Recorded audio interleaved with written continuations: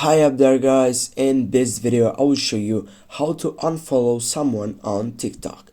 First guys, I need to mention that this is so quick and so simple step that you can change it and that you can replace it in your case. But guys, what you need to do is just simply get back and go on the discovery section, the second selection, then go on the search box on your upper side, and right after that you need to type the name of the account that you want to unfollow. For example, we'll go with this one.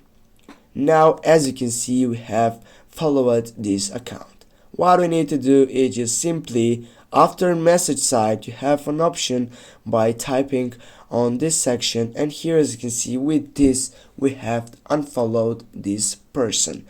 Now if I want to go and follow them again, go follow, and if I want to again with unfollowing his profile, just type on this one, and with this guys we have unfollowed this person.